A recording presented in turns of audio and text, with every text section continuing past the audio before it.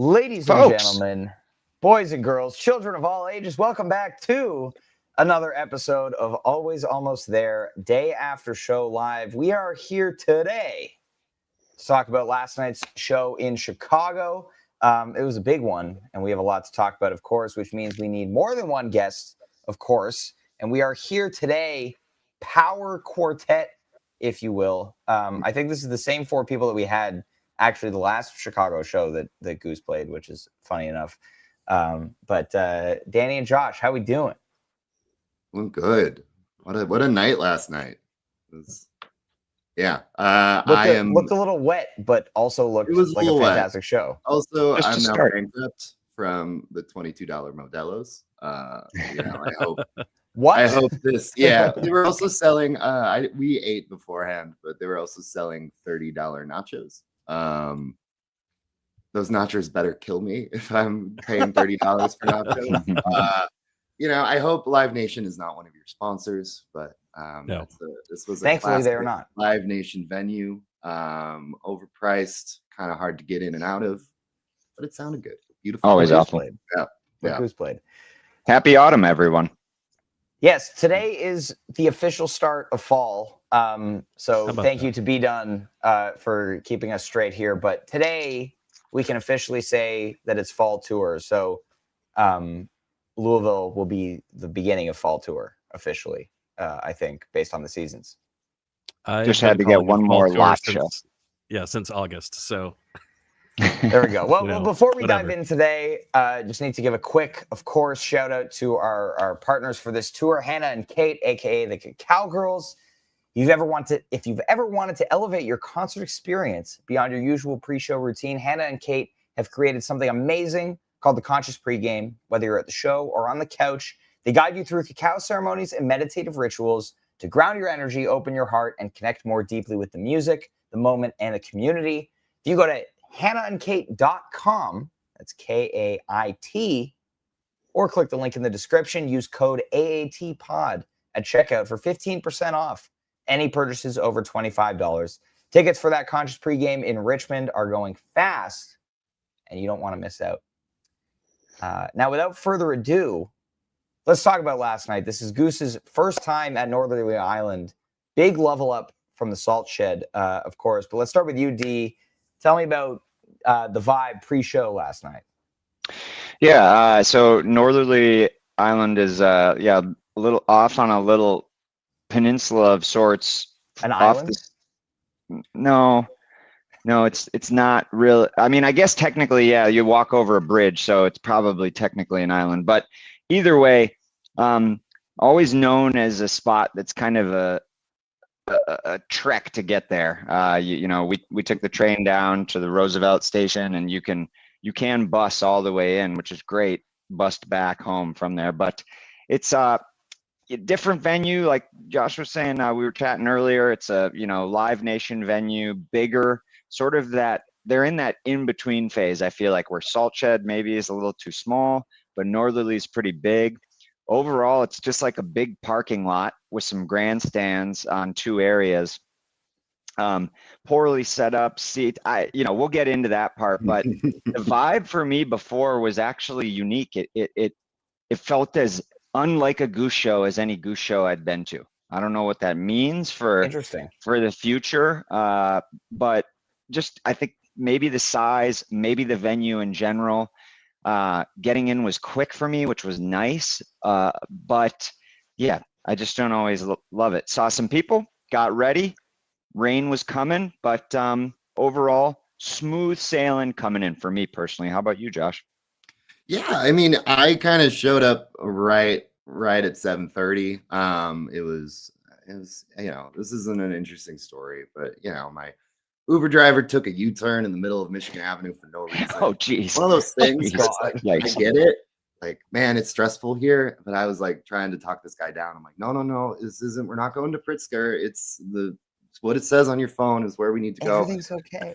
Yeah, everything's fine. And then you take that like 20-minute walk after the Uber drop point. Yep. And then it's sort of like, yeah, we get in and we're like stressed just because, and it was nobody's fault. It was just like one of those things where Northerly in Chicago is just one of those venues. Like it is a level up in terms of like seats and capacity, but it's not a level up in terms of Salt Shed, which is just a well thought out, great sounding, great hospitality. It's the, and Salt, it was just like one of those things where like we get there and then it's like, man, I really want a $22 Modelo.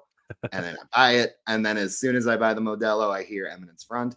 And that was such a great vibe. It was really nice, for those who did not listen in when I was on this podcast a little over a year ago, those 3 Salt Shed shows were my first Goose shows.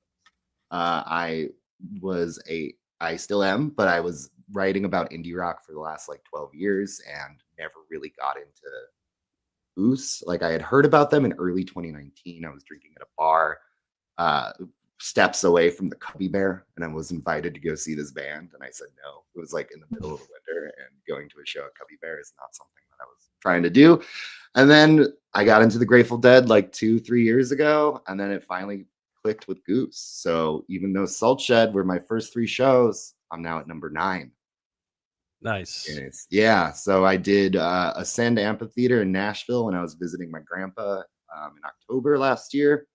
Did the last night of Milwaukee this year. And then I did all 3 of the Grand Rapids.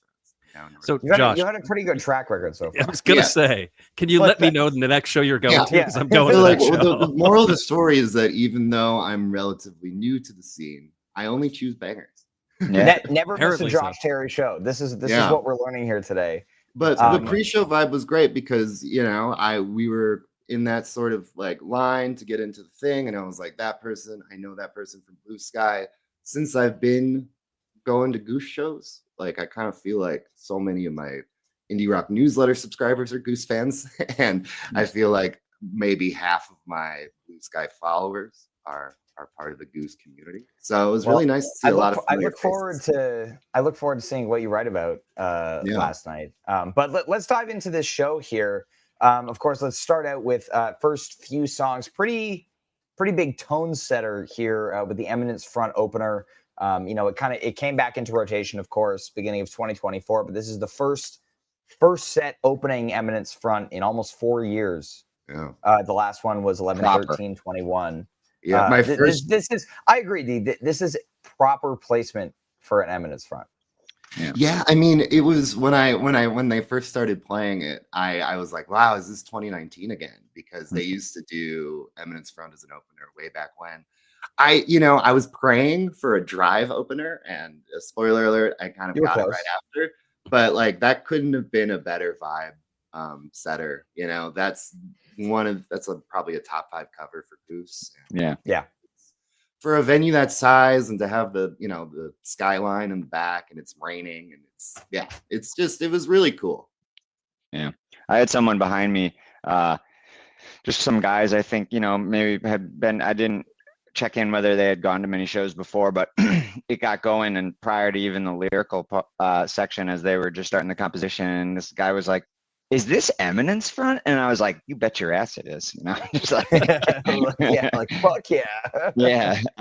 And yeah, like Josh said, we had the rain. It was kind of the only part with the rain, but I got a good clip, like, the lights starting and started late enough at this point, obviously, and where we are in the year. It's dark by the time the show is starting. So yeah, just pretty cool with like the lights shooting out and, the rain coming down and just just a great opener. I love it. Sets the energy perfect, as Josh said. Mm-hmm. Hell yeah.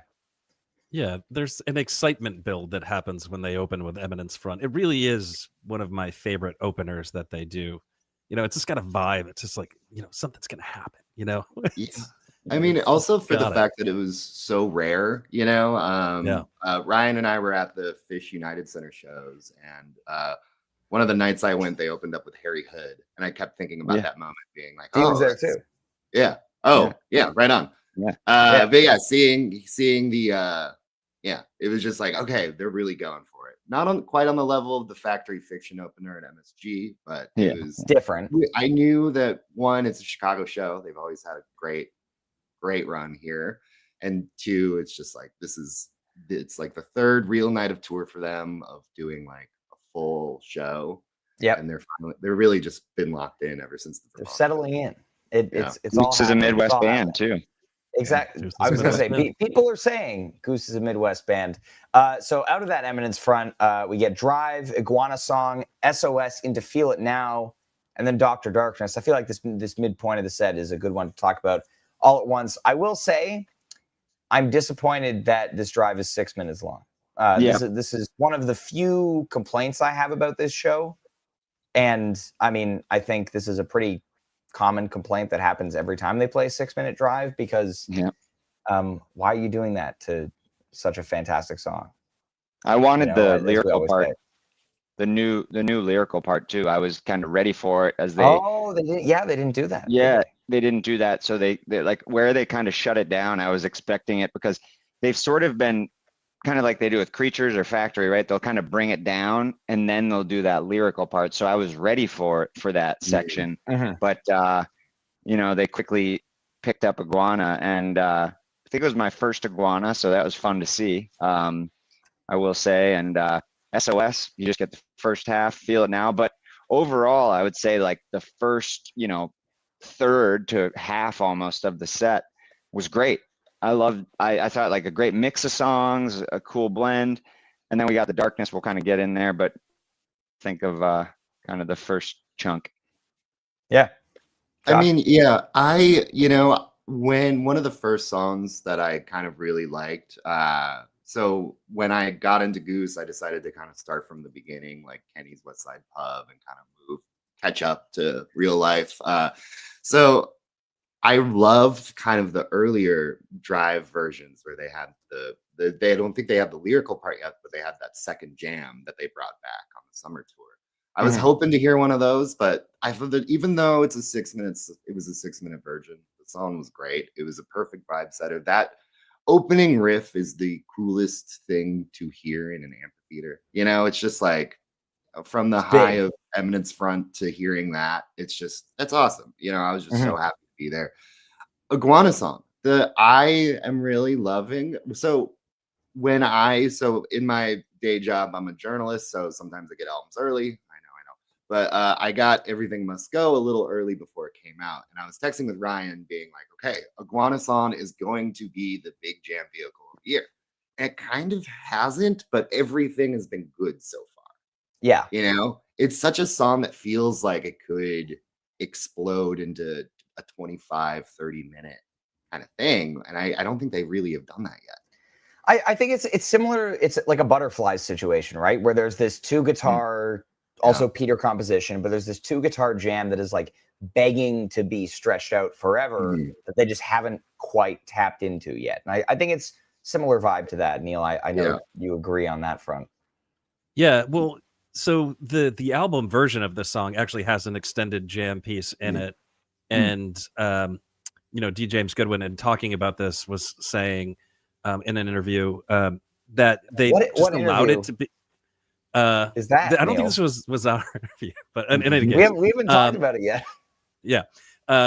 So, well, I mean, I can say, like, we just talked to D. James Goodwin the other day, and one of the things that he was talking about was how this song kind of was allowed to breathe in the studio, and they just let it kind of extend because it just felt right. Yeah. And so I agree with you, Josh. It's got that jam built into it, and you get a little bit more of it here. And it's a jamming style that I think I'd really love Goose to explore. Like Ryan said, like Butterflies, where it's like it just stretch it out and have this like this cool vibe that is really atypical for a jam band. I mean, D. James Goodwin himself called it like a krautrock jam, and I love that because that is the vibe that I get completely. So it's pretty sick. I remember saying last year, I'm like, I really want Goose to explore more krautrocky. Like, I don't know, as a relatively new fan, I feel like I've been winning. Like my big Goose takes, I was like, all right, I want a Goose record where there's like really little studio overdubs, just the songs played well, and of course Chain Your Dragon. And we've been winning. Us indie rock Goose fans have been winning this year. So in our conversation about Chain Your Dragon, your name actually came up because you said, like, finally this is a Goose album that I can show to my indie rock friends. Yeah. And so I told you, James Goodwin, about that, and he loved it. He appreciated it. Yeah. Good, right on. Yeah. Well, so from there, the SOS Feel It Now.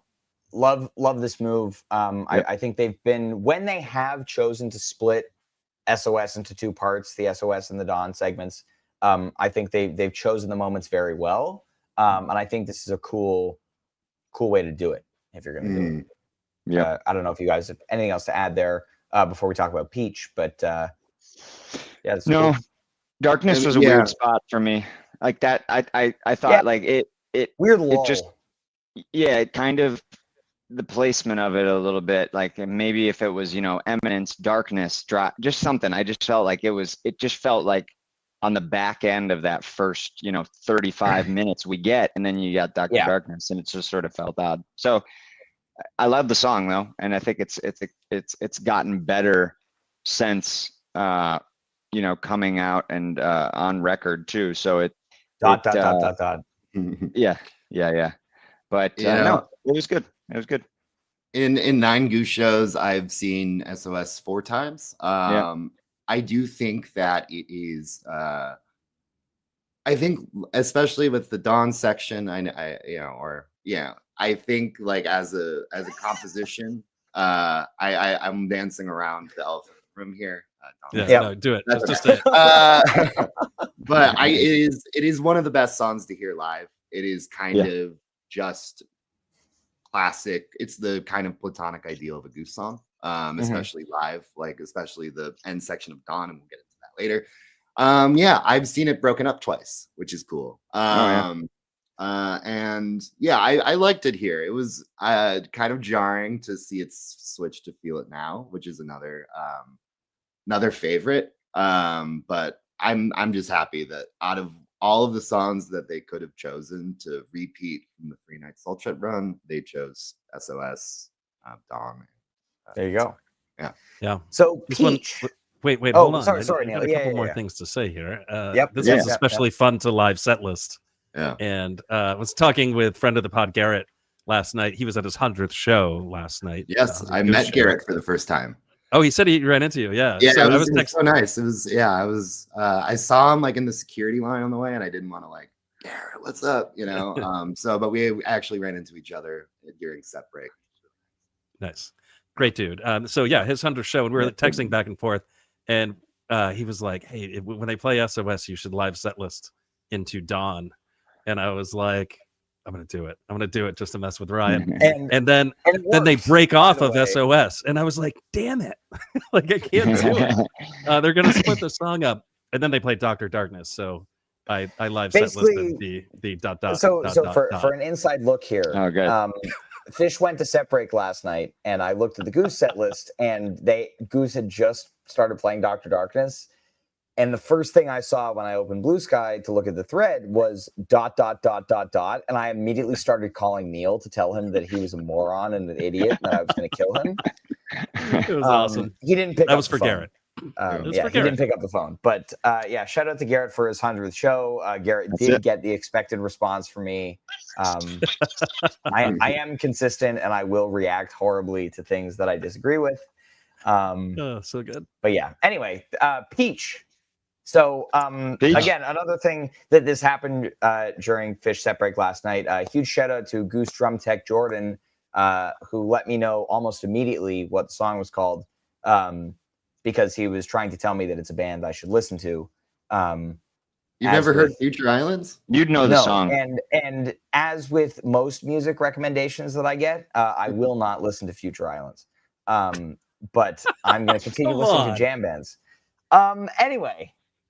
Moving on from there. I immediately Googled Future Islands, like to kind of see what the vibe is. And I saw the phrase guitarless synth pop. And I was like, wow, that is the most Rick Materatonda genre ever. like when I think of a song that like Rick hears and wants to cover, the phrase guitarless synth pop is like perfect for describing that. Yeah. Mm-hmm. It's a cool cover. Yeah. My guy really loves tasteful big indie. Like that's sort of his, the the covers are so interesting as someone as an indie rock fan, because it's never like, you know, the big hit. Like, you know, if you were for people who are familiar with Future Islands, you would expect something more like I don't know, Seasons, Waiting on You. Waiting on You, yeah, right. Which would be really cool. But Cotter should sing that one.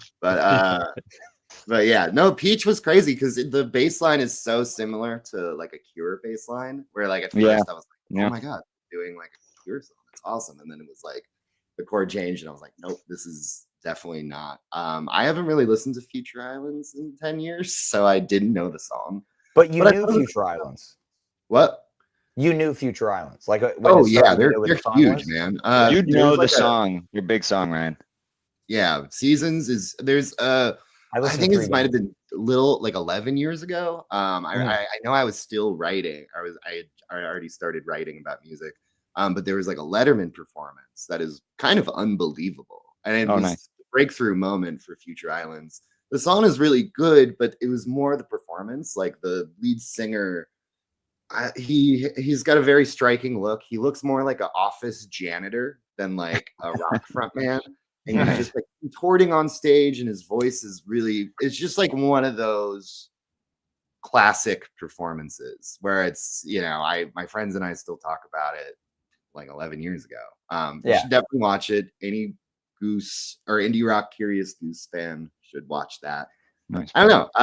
I like the cover. I think that like the cover kind of occupied a kind of nebulous area for me because granted, I wasn't too familiar with the song, but I listened to it a couple times this morning, plus the cover again this morning. It feels like it's in a nebulous territory of being too loyal to the composition, and you know, and it's not quite their own thing yet, but it's like on that gray area cusp, and I don't know. I think that it could be. Yeah, we know that Goose changes up their covers. You know, the songs have evolved in a lot of ways. The approach, kind of. And I think that, you know, I'm happy to get my first debut in 9 shows, but this was more of a baffling one to me compared to interesting. Yeah. I mean, this feels like in like the No California category for me, where it's like a recent song. Like Future Islands came out last year, or Future Islands. Peach came out last year. It came out. It was a single in 2021. It's been out for a long time. Album cycles take a long time. I just hit Google and it said 2024. That's a lengthy album cycle. Yeah, Goose is jealous. Yeah, but it's interesting to me for sure. Like this fits Goose's sound so well, and I love that lead bass riff from Trevor that kind of kicks it off. I will say, listening to it, you know, for the first time this morning, I was kind of like, all right, like this sounds like if you put song that Goose would cover into ChatGPT. You know, like it's a good song, but it's like it feels like it's like so in their wheelhouse that it's weird. Stock, sort of, but I also appreciate, by the way, that Goose decided to debut this new indie rock cover when we had Josh coming on the pod the next day. And I'm sorry for the like. I think I appreciate the expertise, and I'm happy that you're on today. Yeah, and that's why they must have seen that you were coming on the pod. They must have heard, and they were like, okay, we have to play Future Islands cover in Chicago. Yeah, right. But D, for a band that I kind of stopped listening to 10 years ago. But what was really funny was to see, you know, everyone kind of take out their phones during it, you know, and just be like, everyone wants to know what it is, you know. And again, huge shout out to Jordan for letting us know what it was very quickly, though some people might have taken a minute to actually post the setlist thread. There was a guy in front of me Googling the lyrics, and the lyric in the song, got the lyrics, it was It's a Lonely World, and Rick sings it in the way where the guy in front of me like was typing in "It's a Holy War," and he's like accidentally getting put on an FBI watch list at a Goose show. D, what'd you think of Peach?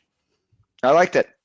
Yeah, I can't not too much different from what you guys said. Like, it did feel like a song that fits into their mold well. I thought sounded very clean, performed very well. I'm not familiar with this song in particular, so I'll have to go listen to the actual Future Islands version. But I thought it was good. I thought it just kind of like, in terms of the coming after darkness, it felt like that little weird section of the set too. Like you had that, and then a new cover. So it just felt like a moment where, they ended the set, as we're going to go into, with something that brought the energy back, and then finished the split up SOS like we had, sort of been waiting for. But I thought it was a good way to sort of feed into that. Eminence Front, almost like their own thing, like it is a cover. So yes, 2 covers in the first set, but I feel like there's a few covers that they do that sort of feel like their own, like a Mais Que Nada, for instance, that you can add one more cover in the set, and it didn't feel like it was too heavy type thing. Right. I'm excited to kind of sit with the song for a bit and kind of see if my opinion changes. I do think it was like the first set was awesome. It was very well paced, and the one thing I've noticed on this more recent tour, and it's kind of been just a gradual improvement just since I started really listening to them and doing the deep dive, is that their transitions are getting so much cleaner. You know what I mean? Like the way, listening to like the first set of the Burlington show was kind of unbelievable. Where you think about how crazy this year has been for them. 2 studio records, lineup shifting, Madison Square Garden, all these tours, all these kind of one-offs.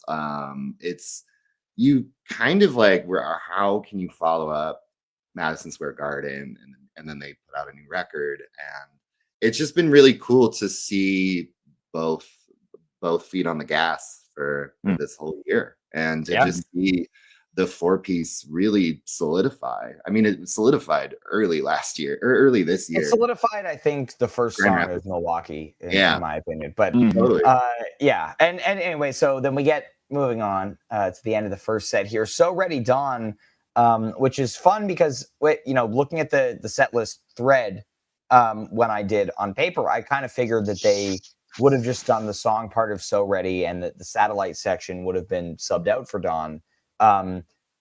Just kind of looking at it on paper, and kind of, I think, historically what Goose will do in times like this. But it's cool that they did the full So Ready and then played Dawn as well. It's like, you get a bonus second first set closer, which is cool. It did feel kind like of wrap up that SOS from earlier.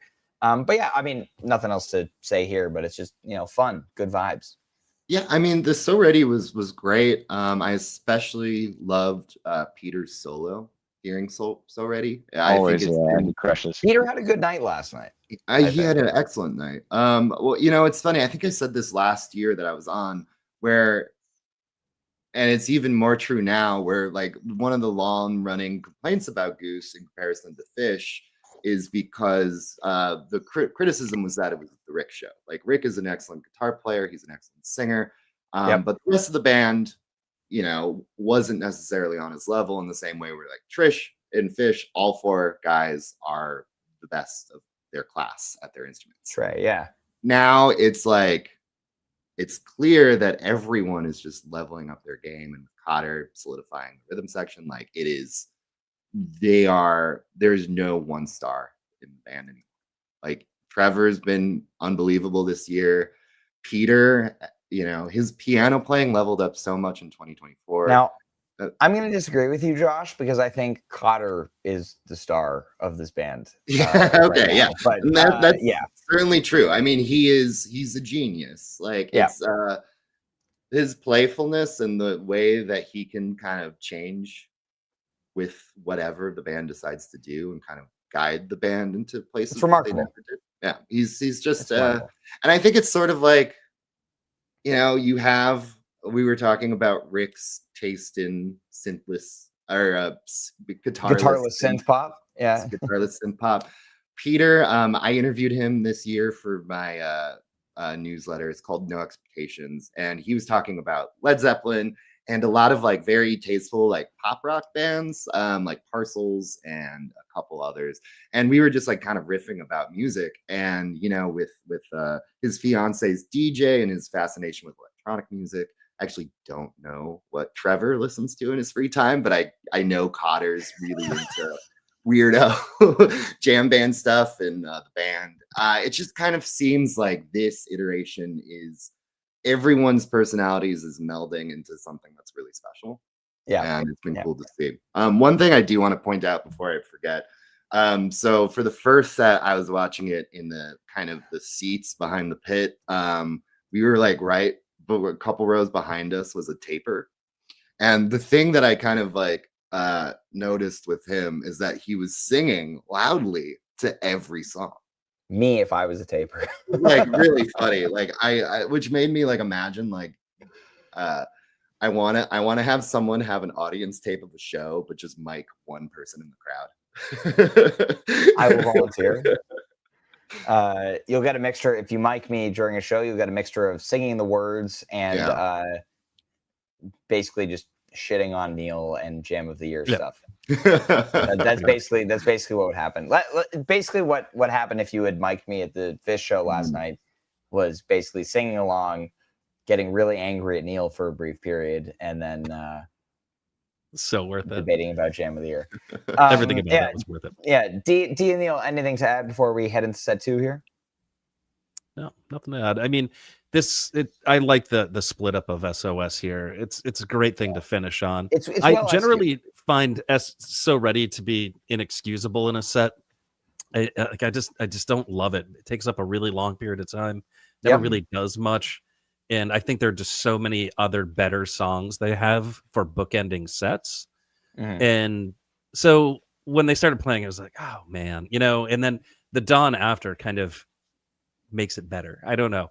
But it's sick. And I like it in this spot. Like, I don't like if they closed with just So Ready, I would have been bummed out. But the So Ready Dawn was excellent. And like Josh, I dig the Peter guitar solo. I don't hate the song. I love it just for the Peter guitar solo, Peter is a very lyrical player. Like his leads, even though they're not as flashy and not as virtuosic, they really suit the song on like a compositional melodic level that I think is just really awesome. Whenever he solos, I always text Ryan. Yeah. I mean, the funny thing is when I first started listening to the band, he was playing basically the same exact guitar setup as Rick. So when they, they're almost sonically indistinguishable, except for the fact that they play entirely different guitar. But I didn't know that at the time when I first started listening. And like every once in a while I'd be like, oh, this is a really like pretty cool solo from Rick. It's kind of different, One thing that's so fascinating to me is like, did Rick know like how Peter would just absolutely level up as a musician? I think so. It's just I kind think of there crazy. was like a lot of faith in Peter that Rick had, like knowing the kind of guy that Peter is. Like I feel like offering him to join Goose was like I have faith in the fact that 5 years from now you're gonna have, $50,000 worth of keyboard equipment and also be way better at this. Like, don't worry about it. I mean, also like, we heard also. I think I might have mentioned this earlier, but the best Peter song is "Feel It Now." Like that's just that's one of the classic Goose songs. The first set was great. It was and the way that Dawn ended is the sort of relentless kind of guitar leads where you feel like this has to be the crescendo, this has to be the peak, and then they keep doing it. It's just like a deliriously great way to end a first set. I would have been happy with just that. And speaking of the end of the first set, let's talk about set 2 here. Hold on. I just had a little bit. So like I thought Rick's tone great. I'm So Ready. A little bit extra, like I would call them Ricky Digital. That I thought like extra on the sauce, but also I thought the Dawn outro jam almost had some of like the Animal feel we've had, where it's like the double time, like kind of the faster jam. So that was unique. I know they've been jamming it a little bit, but this one felt a little. It had like it kind of ended and then it like went into a full different stylistic place. So I thought that was fun.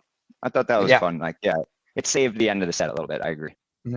Well, D, let's keep it rolling with you. Set 2, Hunger Sight into Don't Leave Me This Way. Not just your typical, sorry. That made it worse. Not just your usual big, shreddy peak hunger sight. I feel like we got a little bit of a different flavor in this one with this kind of build. Very enjoyable jam. And Don't Leave Me This Way. I mean, this is still such a great cover for this band. Brings the house down every single time. But Deep, throwing it over to you. What did you think of these first two of the second set? Yeah, I agree. I liked it. Hunger Sight, yeah, it sort of can get into that typical mold where, like you said, just a straight ripper. We saw that a lot in 24 with the jams of it. And but I think somebody had made a comment about, like, I think it was even in art, like, oh, they're not, doing the Hunger Sight every third show, but it came back. So we were here again. We got a Hunger Sight. And yeah, I mean, I liked it. I think it was they didn't drag it out too much either, which made it work for the whole set as a whole. I think that Hunger Sight could have gone, what was it, like 15, 16 minutes, I think? Yeah. And it could have gone like a little bit more, but I think they ended it at a good point, like you said. And then Don't Leave Me This Way is just crowd favorite. Place was going nuts. I had moved into the ADA section for set 2 in the back, so I was on a riser, which was nice, and just getting to see everybody. Yeah, more phones out, great view of the city, and just bumping. People were just going nuts for it. Everybody loves it. And, the chorus is great. So got the place rocking right away. And I think for me, like, set 1 felt a little disjointed. It was good as a whole, had some moments, but then Hunger Sight, Don't Leave Me, just like picked it up, right back up, got us going. Yeah. Mm-hmm. Neil? Yeah, I mean, the Hunger Sight was great. It kind of reminded me a little bit of a more pared back Milwaukee Everything Must Go or Hunger Sight from that show. Like, it was just a really beautiful playing. But yeah, like Danny said, the Don't Leave Me This Way cover, kind of when they first started playing it, was already kind of shot up to like the top 5 Goose covers. Like that's just from the New Year's one to the one in Grand Rapids, like this is just like a perfect get the crowd going, like shit, and it's like with the Eminence front opener and drive and how the amazing way to end set 1. It was they really went for it this go around. It was cool. Yeah, for sure. Neil, your thoughts on Hunger Sight, Don't Leave Me This Way here? Hunger Sight was excellent. I was actually surprised that they played it. I mean, they've been playing the hell out of this in one set and festival shows and everything. So I thought it was going to stay on the shelf a little bit longer, but I'm glad Rockdale, both surprising so far. Every other show. We're just going to keep playing them. Hey, nine Goose shows, no Rockdale for me. Wow. I really thought that's an incredible stat. Yeah, that's an incredible stat, because if you see 3 shows in a row, you're almost guaranteed one. But Grand Rapids and Chicago, no Rockdale. Yeah. Crazy. Yeah. So yeah, this Hunger Sight also is really good. I mean, they're all really good, but I enjoyed this one last night. And then Don't Leave Me This Way, we were kind of joking about now Goose has like a defined dance segment in their shows.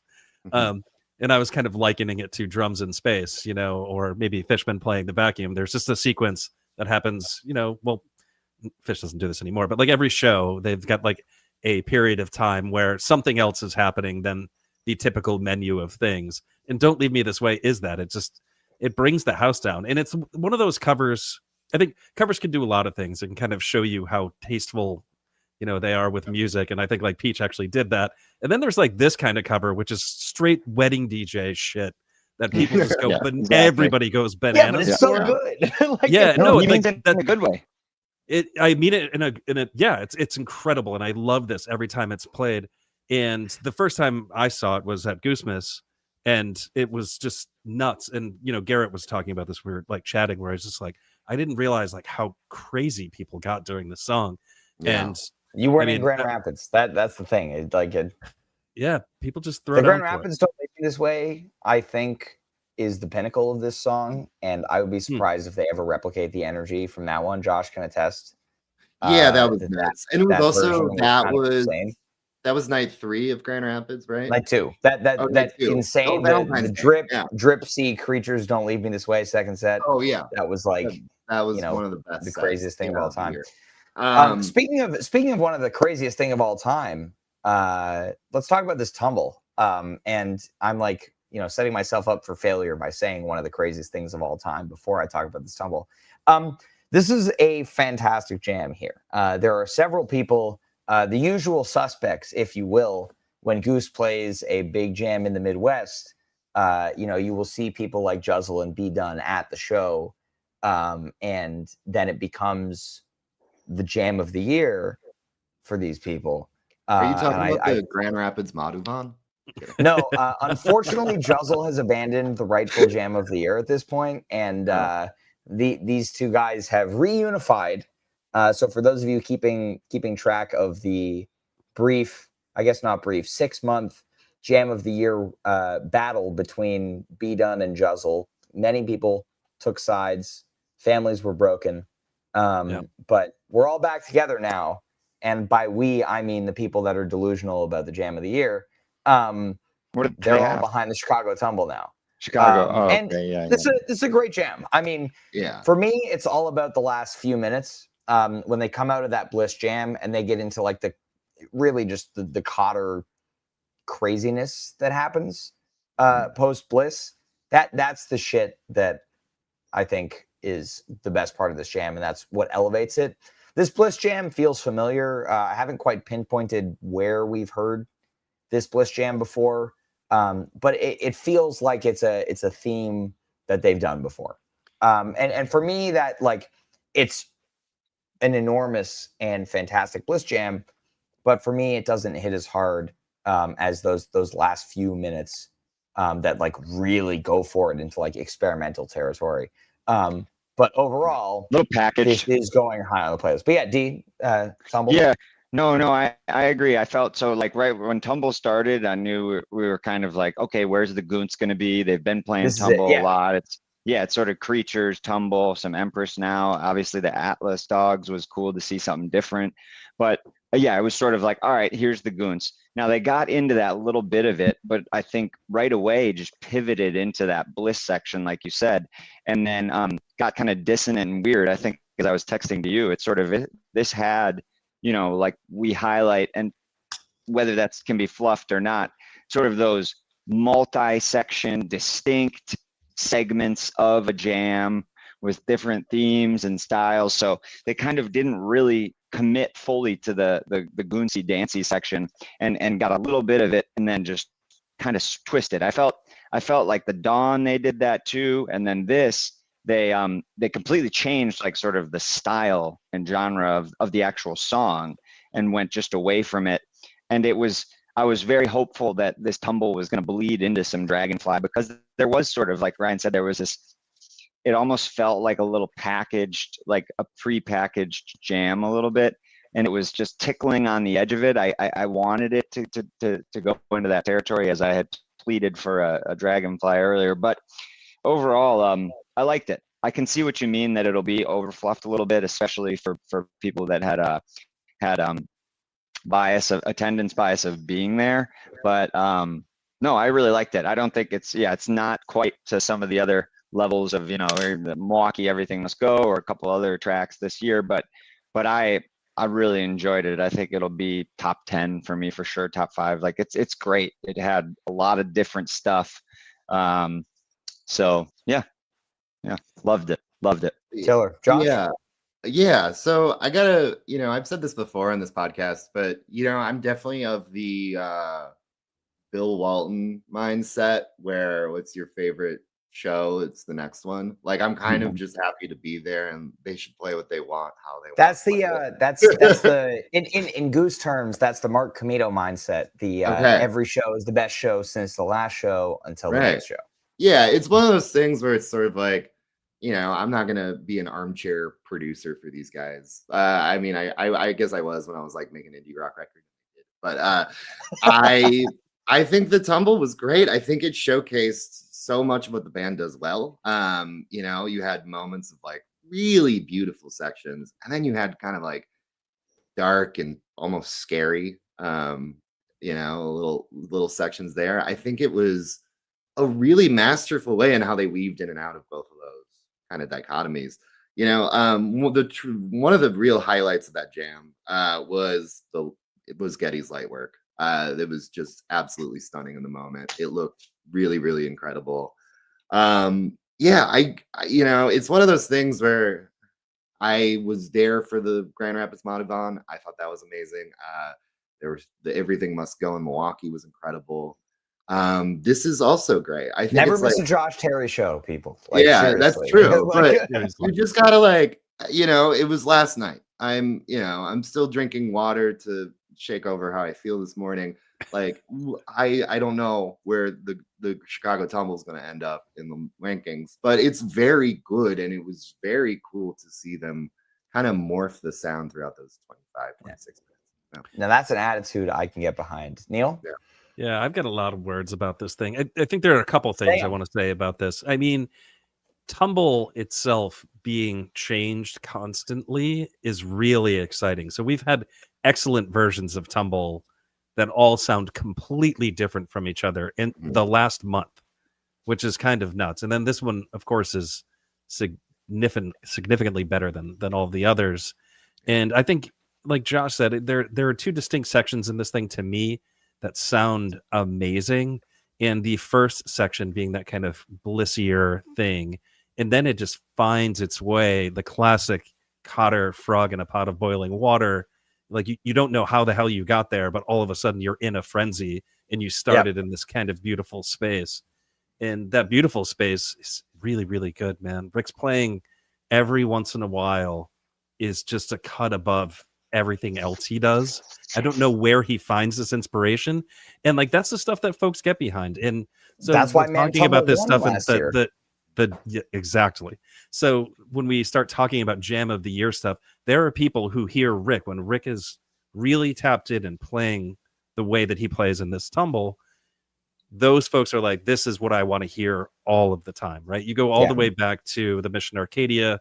That's all emblematic of this style of guitar playing, this thing he taps into. And then there's this magic that Cotter does to bring it to a whole different place. And it's not abrupt, it's supernatural, and not supernatural, but it is very natural. Space natural. Yeah. And then so like the last few minutes of this are explosive and weird and dark and dissonant and kind of sounds like Zappa to me in some spots. And man, it's good. So two really awesome sections. And I think it feeds two different types of people who consume Goose. People who really like the bliss stuff, and then people who really like the crazy stuff. I like it all, man. Both. And stuff is good. Another thought, if that's okay. Going off of what no, it's not. Stop talking. No more. I'm just kidding. But going off of what Neil was saying, one of the things as someone who writes about music, I've been thinking a lot about like why I like Goose so much. When going into it, I thought this was a band that I wasn't gonna like. And what Neil is saying is there's such a good kind of emblematic thing of the 21st century threads of American music. You have this indie rock contingent. They'll cover the National. They'll cover Future Islands. You have the jam world. They're deeply indebted to Fish and the Grateful Dead. Everyone knows that. And you also have these kind of just radio ready pop fans, the people who will go to shows because a great song was on the radio, the people who are more into Mount Joy or Chapel Roan. There's crossover. Dave Matthews Band. All these different Dave Matthews Band. There's crossover for that thread, and there's also crossover with classic rock dads, like people who were really into seeing like Bob Seger, Kenny Loggins, that kind of stuff. It's kind of combining all of the music that most of us grew up on into something that is totally one of the best 3-hour shows that you could possibly see in a US tour right now. And just that kind of level of thoughtfulness, not only in the setlist construction, the choices of covers, but also in how welcoming they are to their fans. It's like they do really give back to the people who see them a lot. And it's like even someone like me who saw his first show last year in September, like in January, I hit up their people and I was like, do any of them want to come on my newsletter? And then like within Peter was down, hours, Peter was like, yep. And it's just like stuff like that where it's like they're on a level where they don't need to take these thoughtful steps, but they continue to do and double down on it. Yeah. Amazing. Speaking of doing cool stuff, Empress Jedstone Empress, of course, there's an encore break after the Jedstone Jam. there.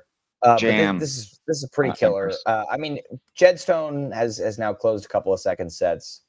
It works well in this slot. I gotta say, I'm not usually one for the ballad closing the set. And Rick I loves think there have closing been it. times. I was about to say, like, Yeah. Rick loves and Goose loves like putting a ballad at the end of the second set and that Give it being the time or ending something. point.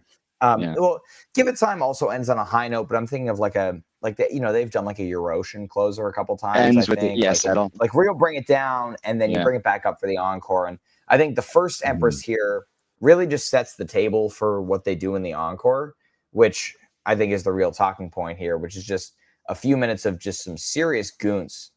And then Jesus. back into the ending of Empress. But this encore is fantastic. Yeah, I thought I thought like once you see it in back, like I think you sort of would think, oh, okay, well, let's play Jedstone after Tumble because we kind of, as you said, you deserve that little bit of that ballad. Empress is your classic just energy crowd, but they clearly wanted to do this little package deal. The Empress just was getting to the Jedstone felt a little bit awkward in the transition for me, like you were sort of building into something in Empress. Then we go into Jedstone. Gorgeous song, saw it at MSG, seeing it again here. It's beautiful. People starting to know it from the record. And then I don't know how many times they've done it, maybe a handful, but kind of that, the note, like leaving a note, walking off stage. Christine, my partner, she had run to the bathroom and thought that somebody had to go to the somebody on stage had to go to the bathroom themselves. She was like, oh yeah, like I know Rick does. We know Rick obviously had to relieve himself. We know probably. Red Rocks 2023. We know about Rick going to take a bathroom break. But like literally, she was like, oh yeah, like that was cool. Somebody must have had to. What did Peter have to go to the bathroom? And it was like, and I was like, no, they all got off stage. But we're not going to kid ourselves here. This was a jam, a straight up. They started with a jam. I mean, Cotter, kicks off a cool beat, and then it was just, we didn't get the goons proper in Tumble, but holy fuck, I mean, that was gnarly. Like we had a little bit of like some Creatures into the Mist. Like Neil said, he was like, it's Creatures without the song, and then I was hearing Mist, and just like tons of like heavy, like basically like a wave of sound and just a tyrant sort of force of this chugging goons, and it was gnarly. So for me it was jam into Empress, but I digress. Other people the here Goons were score in charge of the set list last night. The Goons score. There are no rules when I'm not in charge. All logic goes out the window, as we've seen. Right now, that is not true. I think. Well, one thing I will never do when I'm live set listing anything, because I actually have thoughts about this. You will not never type the word write jam. Yeah, God, I hate that. I agree. By the way, I would have set listed it the same way that you did. I'm just being. Of course, it's a jam. I mean, so now I have to say the thing because this was brought up, and I gotta just get it out now because it's like in me. It's gonna burn me. Like especially named jams, those ones really piss me off. I'm like, you go to like old Fish set lists, and there's like the digital delay loop jam. Like, no, and it's just like it's jam. Like, what the hell? It's a jam, and it's a jam in the middle of a song. We don't name all of the jams these bands do. Like, I mean, give me a break. I mean, I excuse Mind Left Body. That's actually, that needs to be noted as such. When there's a distinctive, but like different. Beyond that, the Grateful Dead can do it. Nobody else. Digital delay loop jam, Jesus, no. And then of course, I can't set lists like jam into a song. That's just madness because we never set list song into jam. The jam is expected. I don't know, but I had to say the thing. But so really quick, just about these pairings, I love the late second set ballad because I love the Grateful Dead, and the Grateful Dead do it so damn well. And like the broke down closer kind of thing, or just the morning dew, late morning dew, or late Wharf Rat in the fourth quarter. I would put Morning Dew and Wharf Rat though in a different category. I guess Jed could be then Jedstone. That with like, you're right. I guess Jed is more of in terms of the songs that we just mentioned here, but in terms of it's closer to Morning Dew than a Broke Down. Like Yeah, so there's that big guitar. Well, that's the thing. It has that big guitar piece in it, which actually I regret. That's one of the things that I actually wanted to ask you, James Goodwin, about when I was talking to him was who gave Rick that sound? Because he has a pedal that he kicks on, some kind of overdrive, for the guitar solo in Jedstone, and it is so not jam bandy sounding. It sounds to me like Built to Spill. It's just got like this like kind of big guitar to it, and very like indie rock and feel. And man, it's so cool. You know, you have this like really like kind of slow ballad and it ends big, and just I love the way that arcs going into the end of the show. And Yeah, it hit. Yeah. Yeah, it's just a beautiful song. It's you can see like, yeah, you can see the writing just kind of really. I don't know. They seem to be flowing in a lot, more efficient and thoughtful way. This is my first Jedstone and my first Empress. During Jedstone, there was a guy who was double fisting two Miller Lights, shirtless, backwards cap. Oh God. Standing right next to me, screaming every word of Jedstone, and he was like crying. And it was like actually, it was one of those things. That guy had a good night last night. This guy, like, go back to Barstool Son, and then was that Big Cat? He was like, the show. He was like actually really nice and thoughtful. He was like, like an aggressive sports bro, but he was sobbing and screaming along to Jedstone, which never judge a book by its cover. That's one thing. I do want to talk a little bit about the Encore. The drone. Yeah. I hope they do that more. That's cool. As a metal and ambient guy, like I like that shit a lot. Excuse me, sorry for swearing. But I also thought the jam. This is not a family show. Yeah, I also thought the jam was excellent. Like Danny said, I was sort of like, oh, they didn't play Creatures and Salt Shed. I think they might be doing that now. But to see it just kind of have this propulsive thumping energy, I don't know if this was intentional, but Chicago is the home of, or was the home of Wax Trax Records, which was very influential on the industrial music scene. The Goons was kind of more like, like a Ministry or early Nine Inch Nails kind of vibe. There was like a level of like intensity and kind of. I hear that, Josh. That was like violent and cool and danceable. It was really awesome, and I haven't really heard them, even though they've been exploring a lot of electronic textures. I haven't seen them really go that dark with it, and that kind of rock. They're onto something with the Goons. It's in like kind of a transition right now. Like I feel like over the past week we've seen, like it's crazy. Like Burlington was a week ago, but we've seen several different variations of the Goons over the past 7 days. And so I think they're kind of figuring out where they want to go with that kind of jamming style from here. And so that's, I think, over the next week, I think a week from now, when we're talking about the Charlotte show, I think it's going to be something completely different when we're talking about the Goons. Like that's where that style is right now. And and that's one of the joys about being a fan of this band. Like, look at how like a song like Western Sun evolved after the Julian Lodge sit-in. Like it's cool to see these four guys' tastes evolve, to see them take swings that they hadn't done previously. It's like that jam was awesome, and it kind of unlocked a kind of new direction to explore going forward. Your direction. Really exciting. All right, everybody, and that brings us on that note to the close of Chicago here last night. Thank you guys for joining us today. It's been a pleasure. I'm excited to announce, I'm sure none of the people listening to this care, but I'm excited that I'm going to be at the next 8 Goose shows going forward. And that's going to be a lot of fun. I'll be looking forward to kicking off in Louisville. I'll be posting up at the roof of the Winger Circle for the secret Goose show that's not actually happening. There you go. Exactly. So make sure you supposedly, Josh, so Aaron Magner's playing at Garcia's, and Spaga, his side project. There is rumblings of Goose coming on with Spaga, or at least with Magner. So I got some buddies. We got some tickets. I'm gonna go. It's kind of like a jazzy side project, anyways, where there'll be some biscuits. Like last night, he did Cumberland I'm surprised Blues. you weren't going anyway. No, yeah, I wasn't there. I was planning on, like Josh said, there was an expected. So for those who didn't know, there was supposed to be a secret show on the roof of the Wiener Circle. Chicago police. Was this supposed to be? Like, I don't Yes. think was this just a rumor? Oh, it was. No, yeah, the police department shut it down.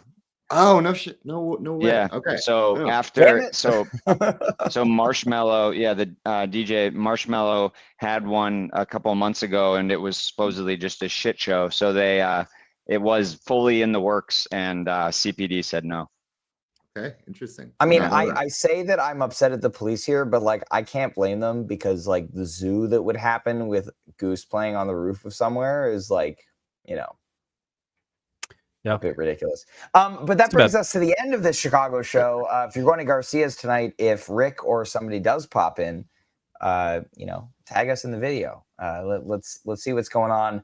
There were some rumors of full Disco Biscuits and Goose show. I would like to put that to rest by saying that Brownie is here in Hampton. And love that Brownie's out there living his best life right now. Dude, riding the rail. He's crushing it at shows. Yeah, he was on the rail on Friday. Like he's crushing it at Fish. I'm going to go see a Fish concert tonight, and then I'm going to go on Goose tour. Everything's going great. But thank you everybody for joining us on your Sunday to talk about last night's show in Chicago. Go listen to that Tumble, but don't rank it number 1 on your playlist. Oh, stop it. We will see you on Wednesday to talk about Louisville. And as we hinted at several times in this episode, yes, if you didn't know, which you wouldn't have before this, Neil and I did sit down with D. James Goodwin just last week. Fantastic interview, really amazing insights from him on Chain Your Dragon and more. That will be coming soon. So look out for that. It's amazing. Fans of cigarettes will love this interview. And we love you. Thank you so much for listening. We'll see you on Wednesday.